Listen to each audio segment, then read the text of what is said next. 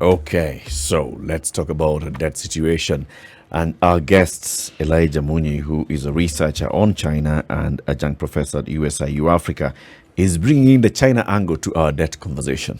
Good morning, Prof. Good morning, Martin. It's good to have you in the show. Welcome to the hot seat. That is usually CT's seat, so it's never hot. It's usually just, calm. Grandfather's. Oh wow! Not the state. Edna, would you record that so that we can use that in the future? Thank you. Very philosophical and informative. So you're in the right seat. Let's see. Yes. So we've been talking about our debt situation in the country for quite a number of weeks now. Okay, we have looked at various angles, but we also know that a sizable chunk of our debt is actually from China, and this, started growing in the Kibaki administration. Kibaki had faced east. We started having, deals with China. The Uhuruto administration came in, and it continued. Uhuruto II, otherwise known as Uhuraila, continued. Yeah. Where are we in terms of, if you look at our balance of debt, how much of our debt is with China? I think the figure just came up. 67%. It's a very high percentage for one country. And so I think what that figure says is that two things. One, I don't think the politics of balancing the political influence that arises from us having China's debt is the right one. I think it's too much. I think the second question is, why is China so attractive as a lender? I think that's a question we need to be asking more. However, in the latter 2-3 years of Uhuru-Raila, I think the talk about China's debt, I think, is probably hitting the right places, because what we see actually is that there's a slight gradual return to multilateral lenders, so the world banks. So the last 2 years, China, the percentage of World Bank lending has actually increased. So before let's look at before the Jubilee administration. Yeah. What was the balance between China, multilateral, and other bilateral lenders? First of all, there was more. The multilateral lenders were much higher. The other interesting thing that probably we don't talk about in terms of China is the increase during the Jubilee administration of commercial borrowing also, and a lot of it is internal.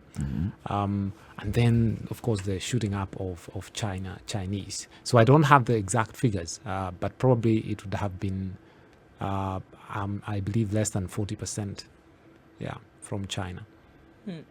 Something you did raise in terms of maybe the questions that we should ask. And so why then has China lending been so attractive? Yes, Kenya is a big recipient of the lending from China, as are many other countries on the continent. Yes. Why is it so attractive vis-a-vis other facility options that countries had taken previously? Oversight. So the thing about multilateral lending, I think by the time that Uhuru was coming in 2013, there was a lot of bad rap about World Bank or the US, the West, and so on. And therefore, China came in very well as an alternative. And China's lending is definitely one that is very attractive politically, because it doesn't have the kind of political oversight at the high level that the world banks will have. Even the multilateral, even some bilaterals will have, the Germans and the French, to some extent, the British. Then the other thing is about, so one is internal to us, which is about the convenience of less oversight from China. The second one is from the Chinese themselves. When you look at most of the loan, I think above 70% of the loans we are getting from China is actually from one organization. It's from China Exim. Yeah. And anytime you're getting a loan from an Exim bank of any country, whether it's China, Korea, whichever, it tells you that it's more about the projection of that country's industries, construction business, and not really about the borrower. So there was a very good sort of alignment between our, if you call them strategic interest in infrastructure, with what China wanted to do in terms of promoting the contractors of China, so service export to other countries. So this is where sort of there was a very good link between our liking the lack of maybe transparency and oversight, and then the China push for their industry. So moving out, it coincided with what they call the moving out policy, which is about projecting your industries, your service, your contractors. And that is what has happened. So there was a convergence of interest, basically, from both sides. Absolutely. And it goes on. Yeah. There's what the Chinese were looking to do as their foreign policy, and there's what the country was looking to do in terms of quickly accessing credit. Yes. For development, for politics. Yes. You know, there's a political game here at play. Yes. Why then would the other alternatives, I'm not even talking about the Bretton Woods institutions, but the other countries, especially those in the West, why would they not be suitable alternatives? Or why were they not positioning themselves as suitable alternatives? One is about the attitude they had. Traditionally, when you look at infrastructure, which is where China has become big, that was not their traditional interest. So the bilaterals, let's say OECD bilaterals, the way they tended to look at development loans was mostly social sectors, so education, health, and so on. So China was interesting and unique and different in the way they focus on infrastructure. And it's really worked. I mean, we've seen the kind of infrastructure developments going on. So the alternatives didn't have the kind of ideas that China has, which is a good difference. The alternatives also didn't have the kind of risk-taking that China has done in terms of the amounts of money that China was willing to put in. And therefore, you can say that is why China, to some extent, is very attractive, because they seem to have a certain kind of faith or solidarity or whatever we'll call it in what we are trying to do as countries. Prof, you've done a bit of a comparative around this, because when we look at Kenya, we are saying that, for instance, between January 2009 and November 2012, with the China Road and Bridge Corporation, at least 2 railways, 2 ports, 23 road projects were concluded. Yeah. You know, within that very short period. You know, that's a battery of projects. Yeah. And of course, many of these have then gone on to have accountability. Some are in use. Others have major accountability concerns, such as the SGR and the like. They've also been involved in many corruption projects. But regionally, are there any, would you say that there's a benefit to China's spending? Are there examples where this money has actually been beneficial? Has it been beneficial in the country? So, you know, because China saw an opportunity. Yeah. It was proactive, got into it. Yeah. In Kenya, unfortunately, found a government that was not very accountable. Yes. But maybe this money has worked elsewhere. And maybe despite the corruption, we're going to benefit. I think the best way to answer that question is probably to throw it as a question. We complain about this SGR a lot of times. There are a lot of questions about it. But the SGR is almost always overbooked. So I think it's interesting. So I think the projects help. The projects have had a positive impact. When you look at some of the projects that China is doing, they are really interesting and really one of Kenya's biggest exports as at present. And we could talk about the connection between debt and exports at some point is refined petroleum. We can actually make a lot of money exporting refined petroleum. What they're doing with Kipefu is, for example, geared towards expanding that. So the thinking is right. The thinking is definitely right in terms of the projects in power, the projects in infrastructure, roads and so on, the projects in oil, refinery and so on. I think the I think the matrices for saying are they beneficial, we could spread them, and there are many, and there are pros and cons of these projects. I think why China remains very attractive is because we can say nobody 20 years ago of the alternatives, the OECD, was willing to go there. China has gone there, and I think we can see that it can happen. Yeah. So if we had a really thinking government in Kenya, for example, I would see the possibility of refined oil becoming actually second or third biggest export in another 5 years, not even a long time. Not a long time. Refined oil meaning we bring in crude, we refine We here, refine we it, then export to Congo and to the Zambia. region. Yeah, to the region. Yeah. Yeah. So they are I think they are ticking the right boxes in terms of provoking certain kind of thinking, which is production oriented, especially when you go to the oil and so on, and the infrastructure and so on. And that is where the alternatives, I think, were not really placing sufficient. Why is it, if you look at those OECD bilaterals, why is it that their focus was more on what you call the soft issues, the social side? So let's say that they would say they want to concentrate on lending to improve education, to improve healthcare, to improve such things. But big infrastructure, they'd always have issues of, is it viable, is it not? And I think that's also part of the conversation that raises the China issue. Absolutely. Because the OECDs are still asking the questions, are those projects really viable? Are they bringing the returns? Explain that thinking. Very simple. The history of Asian development is very remarkable. And it's very different from Europeans. And the Europeans specifically have come from this era of what's Africa's competitive advantage? It's your agriculture. Just keep doing a little of it, and we'll help you with the health and education and so on. But the Chinese, the Koreans, the Japanese, they started off without resources. And so they have a very good understanding of the potential and possibilities of saying, you're an agriculture country, you don't have to remain an agriculture country, because we were not an industrial power in 1965.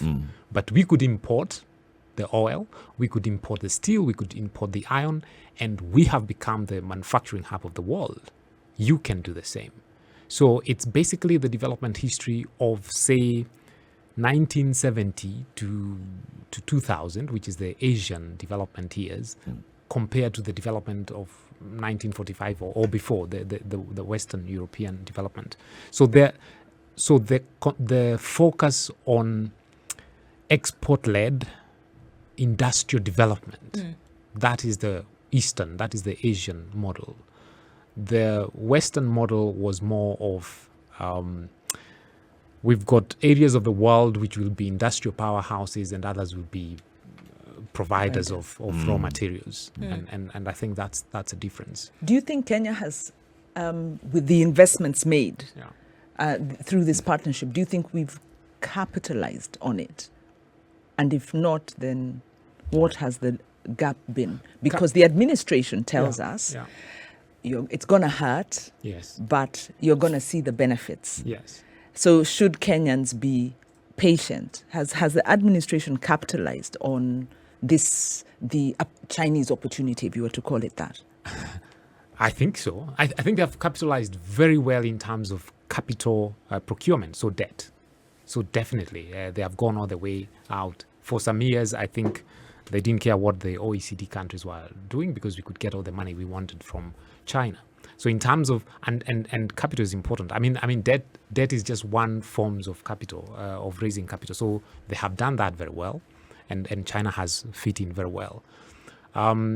And I would say that they are really capitalizing, the administration is capitalizing on it in terms of changing also the thinking. I think there's a bit of that change of, we don't need to have one model, so we can be looking at what China has done.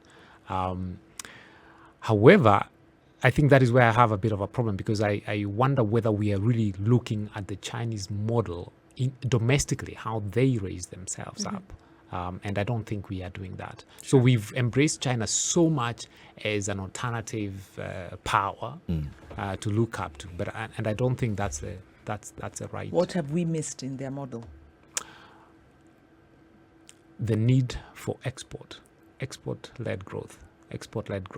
Why are we in so much debt? We are basically in so much debt. We are procuring debt every day because we are missing out on the other sources of capital, which is export, income. So we don't raise enough income from our export. And we've taken this view that we can survive for a long time on just borrowing. And because people are willing to lend, we just keep on borrowing. But actually, the debt question in Kenya and other African countries is such a big problem, not because of the amount, because everybody keeps on batting Japan around 200% of GDP. Why don't we ever talk about it? Because Japan is such a huge export country. If they were really pressed, they can leverage on their incomes from exports and balance that debt. The other one is, of course, they borrow a lot domestically. And the other one is currency. So they borrow using their Japanese currency, which is one of the reserve currencies. So those are the politics. So we need to be, I would say, as we speak about debt restructuring and putting a cap on ceiling on the debt, looking at debt in terms of the debt to GDP is one way.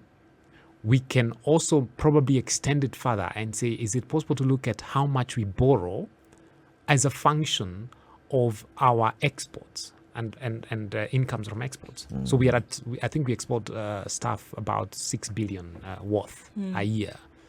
I would be expecting that if we raise our debt by 30%, we are saying it's because we are putting that money into an area that we are confident that by the end of these 5-7 years, we'll have raised our export volumes by another 30% by the equivalent. So we can take our exports to 7%, to 7 billion or to 9 billion. So I think that's the kind of conversation. So it's the thing we've missed about the Chinese development is the primacy of growth based on your export and to some extent industrial export. So there we can think about, like I was talking about oil.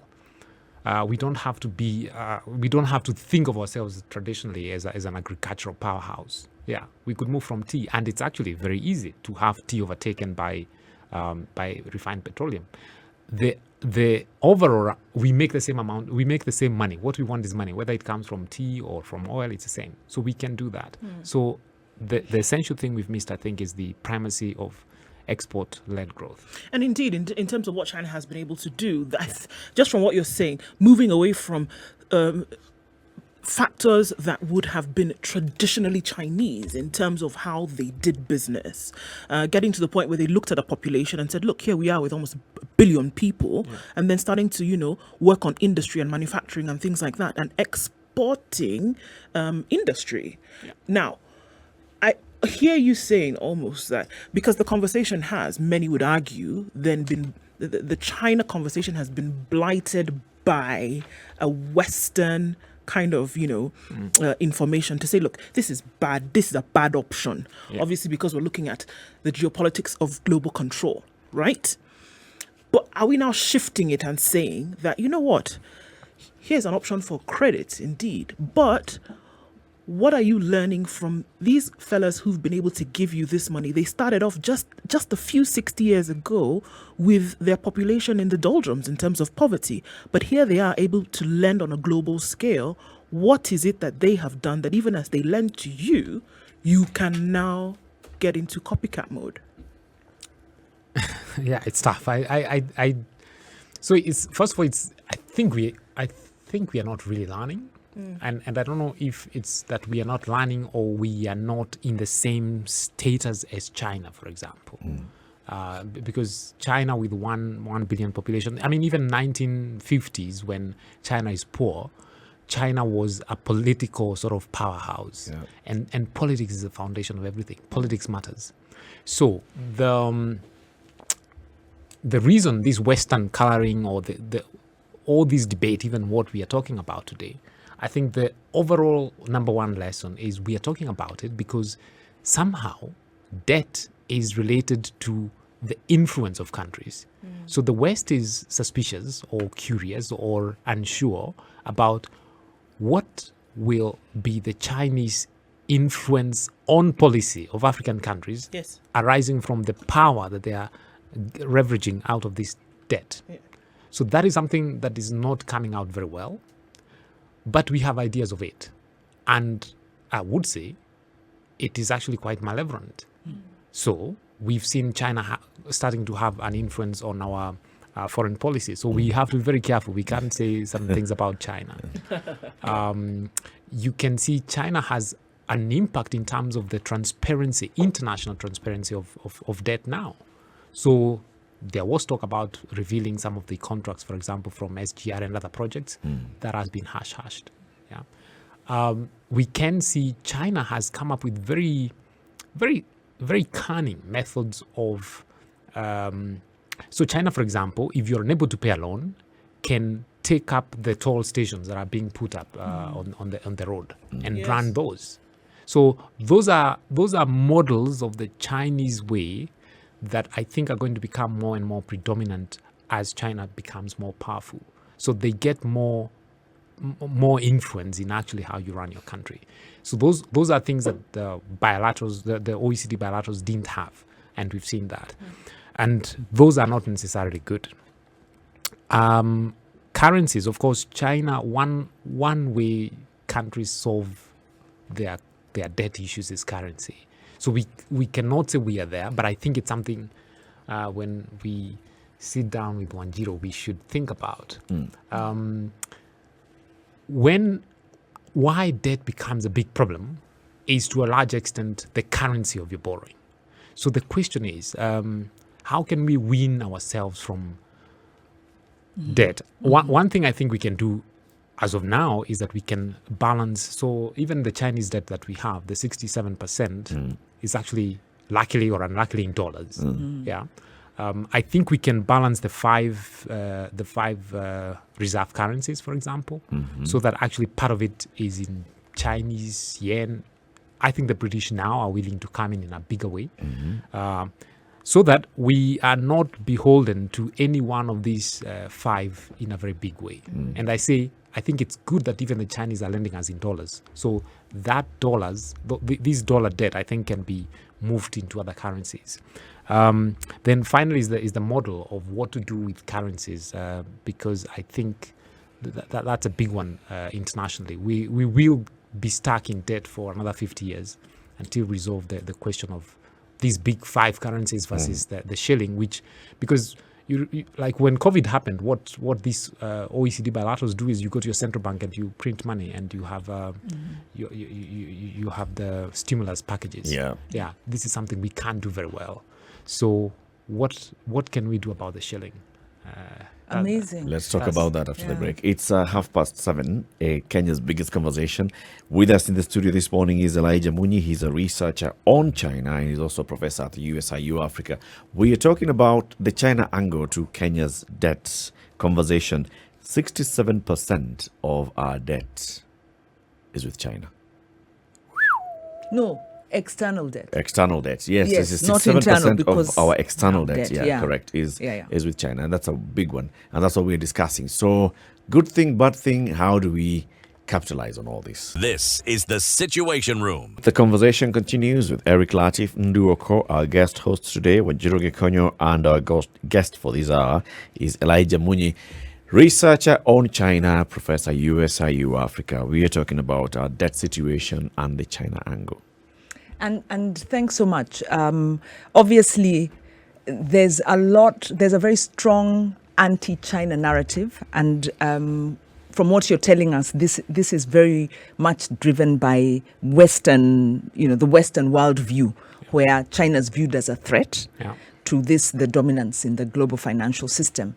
And what you're cautioning us is that as African countries, as Kenya, as the East African region, we need to avoid replacing one imperial system with another. Absolutely. So even as we go east, we need to avoid going into a new imperial system.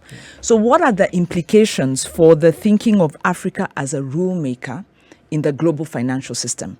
Afrodad, which is a partner institution of the Okwa Uchumi Coalition, has been championing this, saying we have a debt crisis. Africa needs to be around the table to resolve this crisis. And part of their demands is to increase the pot of money and the terms of that money that's available to Africa for their development and for resolving debt. Yeah. So what are the implications in this global financial context for Africa to really become a rule maker and stop being, just switching imperialists? Yes. So first of all, I think the realization and the awareness that we should not be so excited about replacing one for another. So as we talk about China, as we talk about the Western worry and disinformation, let's follow the data and let's think of what's good for us. What's good for us. Secondly, as a country, we need to be very aware and ask ourselves, what's the best way, what is the best platform for us to operate? For example, as Kenya. Do we want to operate as Kenya? Do we want to operate as East Africa? Do we want to operate at the African Union level with whatever policies that we want to take up? Ultimately, those policies would be geared towards bringing us on the table of discussion with the G20, for example, or with the Bretton Woods and so on. So, for example, we are in the G20 in the form of South Africa, but they speak for Africa. That's a question. Mm-hmm. So we need to ask that. And my view is that countries should really focus on themselves. So I would say, for example, right now, what we should be thinking of is we as Kenyans. And we do have great opportunities. As we were speaking, let's get into the currency game, for example. Let's get into the currency game. And I think we've got an opportunity.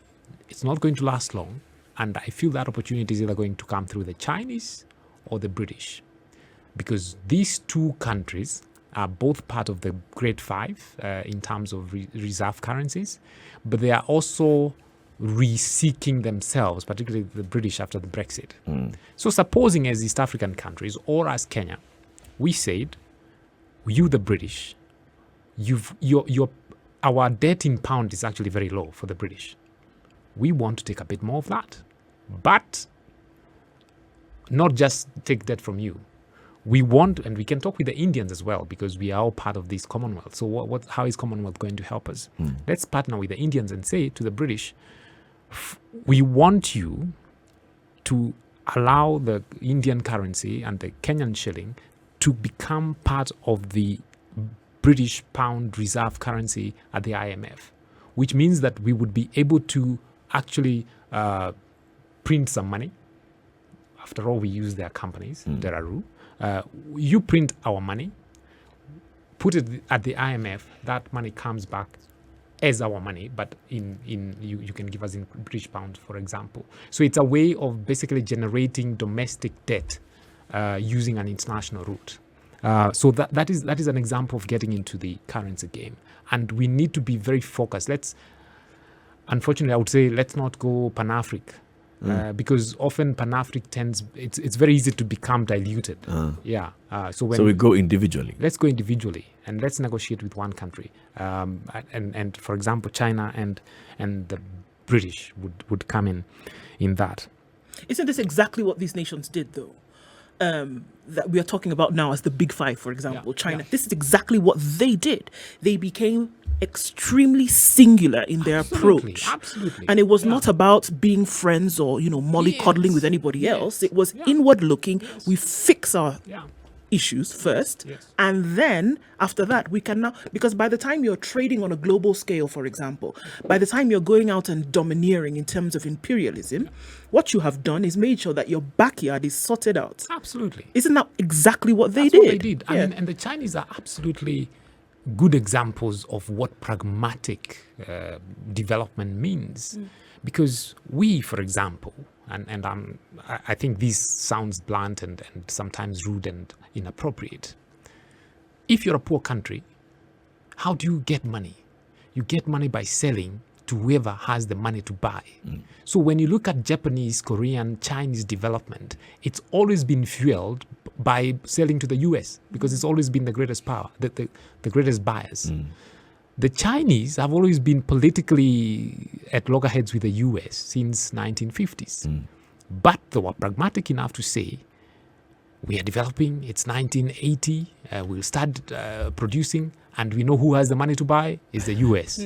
They are not our friends, but we'll sell them. We'll sell them. And we have quietly. what they want. Or even if we don't, we will make what they want. Right. Exactly. And we will make what they want. The Japanese are the best at that. We will make what the US buys best. So small cars, fuel efficient. That's how we should be thinking. So who has the money today? Probably the Chinese, the US, the Europeans. So for example, we get stuck saying we want to sell our produce to African countries. Well, fine. We are making the African free continental free trade area. It's fine. But who has the money? That's what we need to be thinking. Let's sell to who has the money. Who wants furniture? Who wants the best fridges? Who wants the best cars? Who wants the petroleum? We'll sell them. If it's Zambia, fine. If it's China, fine. But let's be focused on the money. Let's not be sentimental about saying we want to sell fridges to South Sudan. We can. It's very hot. But do they have the money? Can Yes. I just bring Yes. another aspect to this, because values matter. Yeah. And also culture matters. Yeah. Do we have the discipline? Because when we look at the management of the money that we borrowed, because we've increased from about a 2 trillion something debt, now we are heading on to some say even up to 11 trillion.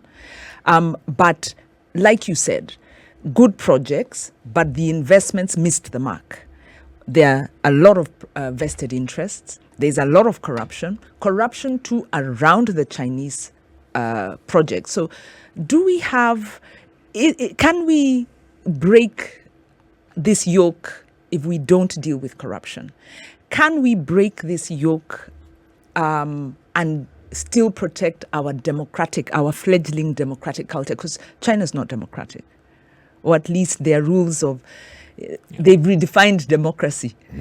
Yes, they have democracy. They have some form of, I'm not even sure you'd call it democracy, but some form of participatory involvement, but under totalitarian rules. And I do not think that's the way we want to go. So governance and democracy, how I think you raise a very difficult question, which sort of takes us full circle. We all know that corruption is bad. We've, as a country, we've had a lot of difficulties resolving how to finish corruption. And this is why one way we tend to resolve corruption, at least in terms of public finance management, is World Bank, the multilaterals, the Bretton Woods. That's where we're heading back there. These are the organizations, and this is why I'm saying now we are starting to realize the malevolent sides of China, the lack of transparency. World Bank is giving us a loan at maybe 2%, but somebody opts to go for the Chinese loan, which is maybe 6, 7, 9%, because the Chinese are not really keen, and the Chinese are really fine with it. Yeah. So to address that, this is where again we can't. At least our way of addressing is usually the multilateral way, because the other ones who seem to have the structures, the regulations, transparency, open, and they do have leverage on government at least. So this is why there is that route, and we are increasingly going to go back that way. So should we really be heading back that way, or should we just be looking at yes, I know that it's a big concern in the country, corruption, bad governance. Wanjiru, you're asking, can we really get out of it? I think we can.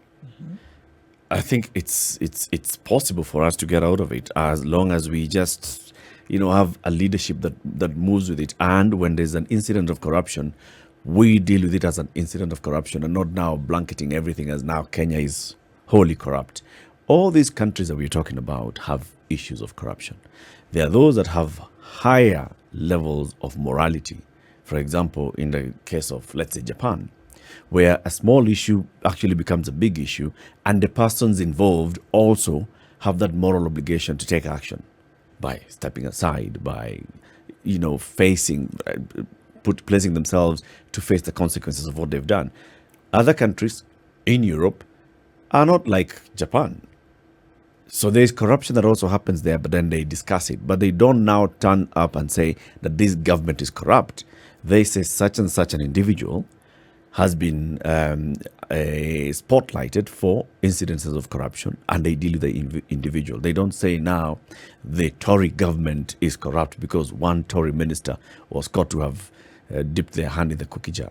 Yeah, but Eric, to be fair, it's very different for an individual or institutions to be corrupt than when it appears to be state sanctioned. So the difference with Kenya and what we are trying to dislodge is systemic corruption, where you have corruption of people who have high linkages, they remain in that position, they are not brought to account. And that's when you begin to say the system is corrupt. So in Kenya, I put it to you, the system is corrupt.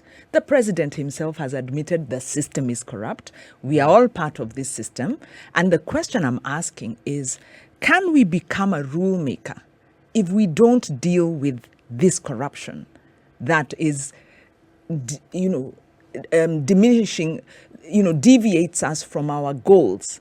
So we have great goals, good policies, good ideas, but then we find we have budget overruns, we have, we can't repay our debts. I'm sure if CT was here, he would have told you overruns. the system is not corrupt. It is individuals that are corrupt. Well, I think it's fine. Ultimately, we know our problem. But I think, Latif, there's a question of what and how. So we are pretty agreed on the what. We are corrupt, we should change it, and maybe the system or not, but we should change something. But I think what we all ask is the how. How do we change? And when you look at how Kenya changes, there's always a lot of Western external channeling. Yeah.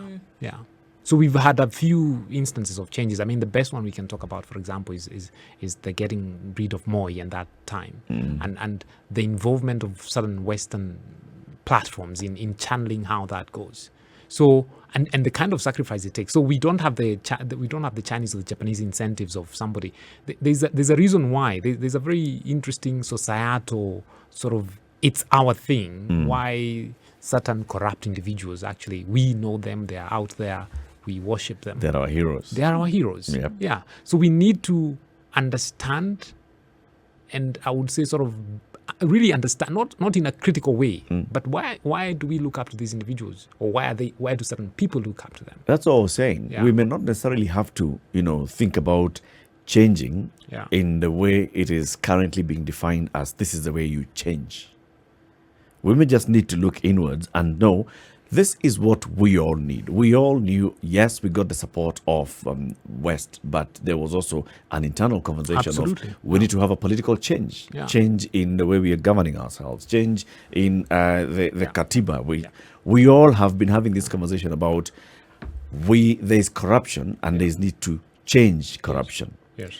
But we sort of tend to have the textbook change of corruption and the realistic Kenyan change of corruption. Those two are not the same.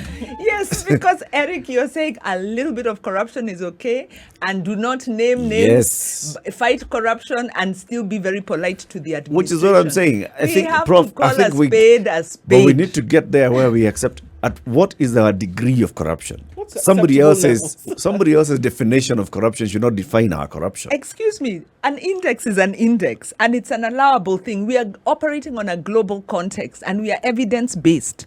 So according to evidence, we have slipped in the corruption rankings. See, the same way we talk about lobbying. When you talk about politics and political lobbying, is that corruption or is that not corruption? In Kenya, if a lobby group went and sat members of parliament and took them to Mombasa and told them, we'd like you people to think about this in terms of policy. Exempt us from "You paying guys, these taxes. What would we rather say? increase the VAT. Would say that we are or bribing our MPs, we are corrupting our MPs. In We America, took them- it's lobby. Yeah. And that lobby is actually contributing money to this person's re-election. The person is not going to buy a house. But it's been called a different They're just thing. going to use the money for campaigns. No, but that's Corruption. okay. So in that case, work on the transparent lobbying regulations. Yeah, but the interesting thing, I mean, what you're mentioning about values count, and when we talk about values, that's why I feel we should not discount sort of the alternatives OECD traditional path about transparency and things like that. But it's very interesting. Doing business, ease of doing business is a report that the kind of index that comes out every now and then. I think it's a World Bank index, actually. And they said they're not going to do it again. Actually, I haven't seen that, but I wouldn't be surprised. Yeah. They said Why? They They won't said it was engage. they got fake data, I think. When you look at the 5 fastest ease of doing business improving countries, it's actually the sort of it's Rwanda, it's Myanmar, it's Vietnam, it's socialist, communist, autocratic systems. So I think there's something interesting about happening about the nature of, for example, what we call our democratic system. The incentives are not there for working on the corruption. So, and this is what I was bringing. How do you, an individual who is corrupt, let's say you steal a lot of money, it's you're taking care of a lot of people in a way, and that's in society. So what we need to do is values, which say, for example, can we make Wanjiru comfortable and secure as a politician without having to rely on her own money? So we need values that systems and values which will promote that kind of thing, and that's what we don't have, and that is what I think probably the Chinese are bringing in. Only that we should not channel it from an individual perspective. So that's what we need to be. So we need to be careful with China, but what you're saying is also we need to interrogate the traditional constructs and chart our own way, while agreeing we do not want public funds used for private gain. Absolutely. Yeah. I think that's a principle we can agree on. Yeah. So you said also, I think I just wanted to ask the question, when you talk about the global big 5 reserve currencies, what are they? Which ones are they? US dollar, Japanese yen, Chinese renminbi, pound, and The euro.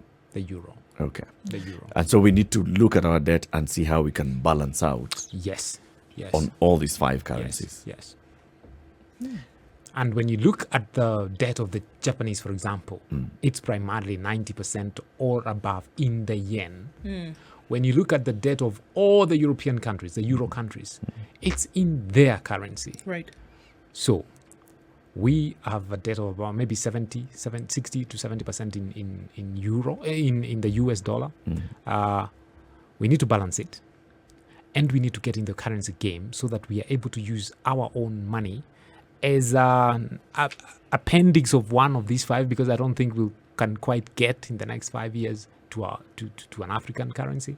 But we need to play the game smart. We don't need to, what do you say, overturn the cart, as it Topple were. the apple Topple the apple cart. Yeah, it won't work. But we can strategically use either the RMB or the pound to fix ourselves there smartly. How about the balance between domestic and external debt? Yeah, domestic has actually been rising. In fact, at present, we've got about, I think, 3% budget deficit. This 3% budget deficit We're on 8%. 8% Deficit, 8%, yeah, yes. 8% deficit, yeah. Yes. So out of this 8%, I think about 3 is external and 5 is domestic. Yeah. So actually you can see we are using quite a lot of our money. And in my view, it's not necessarily a bad thing, because that's how it's more expensive. The problem with our domestic debt is that it's more expensive. But I think that's a kind of pain that we need to feel and to understand what does it mean to stand on your own. Yeah.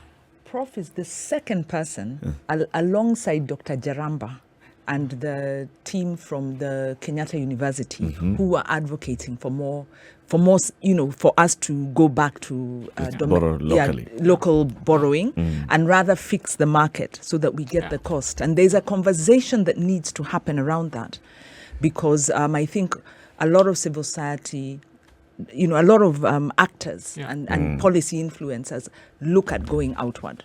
Let's have that conversation one of these days then, Wanjiru. Looking at the balance between local and external borrowing. Thank you very much, Elijah, for joining us. Elijah Munyi is a researcher on China and is also an adjunct professor at the USIU Africa. Thank you for joining us, and come again soon, Prof. Thank you very much.